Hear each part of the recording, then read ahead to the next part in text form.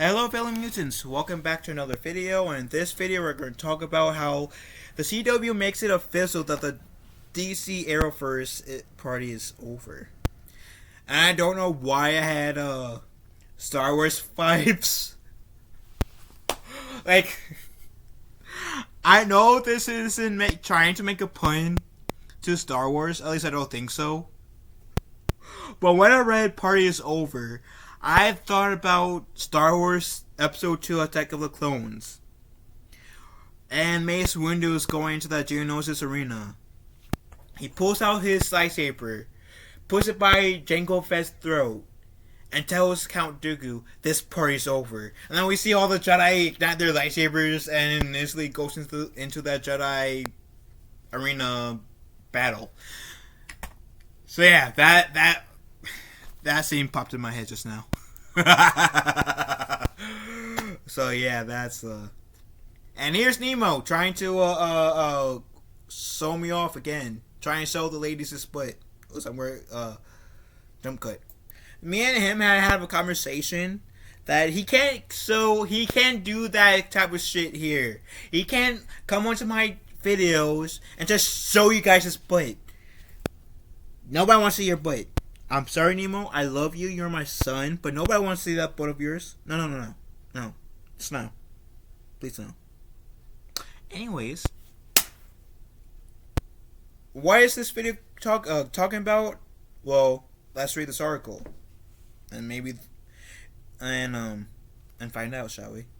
Ever since Paramount and Warner Bros. Announced their intention to sell the CW to Nexstar, fans knew the big DC party with the Arrowverse and the other DC comic series was officially over. While it's not certain for all the shows just yet, it's clear that Nexstar is moving on. And it's not even a DCU program that confirms it. The CW was a Frankenstein's monster that combined Warner Bros., the WB, and Paramount's United Paramount Network, and wasn't never profitable. However, Paramount and Warner Bros. Made money on their individual shows, while the Nexstar loses what were with their co-owner. As part of the deal, Nexstar's new CW is required to take the two studio shows only for a year. Warner Bros. And CW are each left with a 12.5% ownership in the CW, but they may be looking to unload that share as well, because Warner Bros. Produced a show that is exactly the Nexstar claims to be looking for, and still ending. If Whose Line Is It Anyway can't survive, then any remaining big budget series are on borrowed time. I know I've been kind of behind on Whose Line Is It Anyways, but they canceled Whose Line Is It Anyways? Seriously? That was seriously debatably the best show on the CW. Whose Line Is It Anyways was an amazing show. It was a comedy show that within 5 seconds pretty much it made me laugh. It was a fair comedic show, improv show, and I think anybody who watched that show who chooses to give that show a chance would love that show. And I'm kind of mad now that Whose Line Is It Anyway got canned. Yeah, the reason why I kind of been behind on that show and a few shows I've been into is because I'm a college student and I've been trying to keep up with my homework. I don't have time to watch TV programs as much as I used to, so there's that. Anywho, let's continue, Zoe, before I get into this ramble any further. Luckily, The Flash is currently filming its final season. It can at least close the curtain on the DC's Arrowverse in a way satisfying to the generation of fans who grew up with Arrow. And I am one of those people that grew up with Arrow. Arrow was. I've been with the Arrowverse for a while. Um.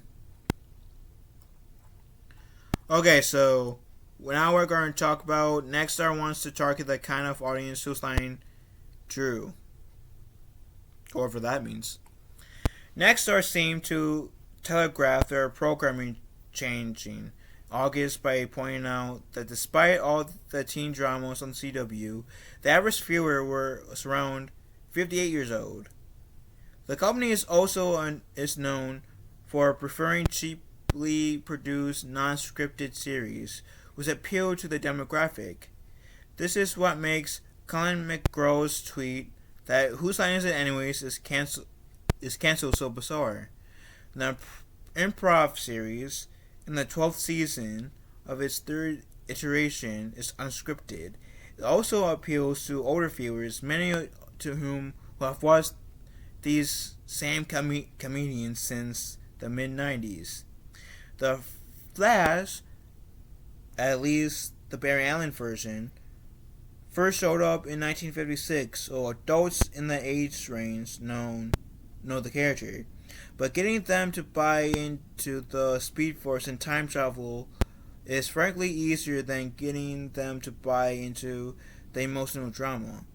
Even though not technically part of the Arrowverse, I still count this show, Superman. I still count Superman and Lois as loosely based into the Arrowverse, because even though it's not on Earth Prime or the rebooted Earth 2 that Stargirl was on, Superman and Lois is still part of the Arrowverse. Just the Earth hasn't been designated yet.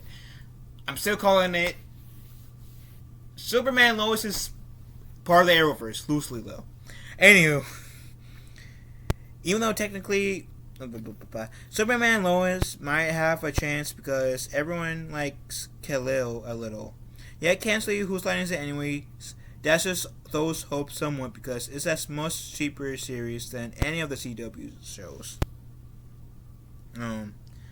The move suggests that the split between Nexstar and Warner Bros. Paramount is about more than just the audience that their series targets. It could be anything from bad blood during negotiations to Nexstar's fellow co-owners simply changing too much to license their series. The next thing to watch for is if a non-Warner Bros. Produced improv comedy show pops up on the network in the next few years. Scripted series like The Witchesters, which is not filming a full season, and the forthcoming Gotham Knights are already in deep trouble. Bonafide hits with Superman and Lois and Walker may have a future, but even those series are currently in doubt, especially if Nexstar actively wants shows from outside the previous ownership group. And then it says, was it a mistake, Warner Bros. To sell the CW? Every move made by Nexstar since has been unpopular with the CW fans, but they took on a network that never made a profit and had to change that. Cutting expensive shows and even series that have been expensive to license is a sound business strategy. Less sound, however, is Warner Bros. Decision to give up the network. Paramount has CBS, one of the big three, but Warner Bros. Has no other TV networks in their portfolio. Elsewhere, Sony doesn't have their own streaming service, and everyone has Netflix to Disney Plus is paying them for content. Still, the Arrowverse is the asset, especially when the show over at Netflix is released to HBO Max. It's just not an asset to the CW once anymore. Without a network, Warner Bros. Could focus on creating TV to license to the networks. Yet, if they end up with no buyers, they're in trouble. If they kept the CW without Paramount, Warner Bros. Would will no longer be able to share the network's losses, and at least they still sorry, my laptop distracted me. Anyways, if they kept the CW without Paramount, Warner Bros. Will no longer be able to share the network's losses, but at least they still be at the broadcast television game with singular control of the channel. Instead, Nexstar is doing to the CW what Warner Brothers Discovery is doing to their new company, laying off people. It's a sound business decision to change what the CW is, allowing Warner Bros. And Paramount to minimize that concern with it. But the change is still sad for viewers. The CW, especially over the past decade or so, has been something very special. Nexstar may be able to make the network profitable, but it will come at the expense of the network's character and its audience. And that also kind of makes me wonder, what are they going to do? I am very much interested in what they are going to do moving forward. And are they going to bring back like DC themed shows? Create a whole new universe, cinematic universe from this lineup of DC shows. If they're going to do it, that'd be very interesting. Because before we had the Arrowverse, which is going to end next year. And before that, we had the Smallville universe, pretty much, where we had like Green Arrow and the Flash, and I'm not sure any other characters because I to this day haven't watched Smallville, not by choice. I would love to watch Smallville. I don't know what it streams on. I only have Netflix and Disney Plus. But I would be up to watch Smallville. But I know Green Arrow and The Flash are both in that show.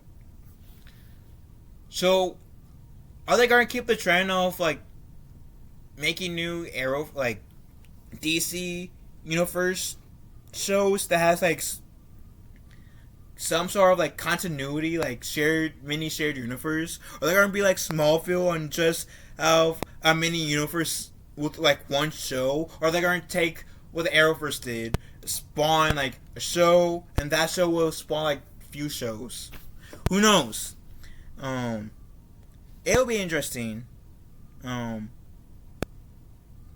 has Kung Fu? What about Kung Fu? Because I know like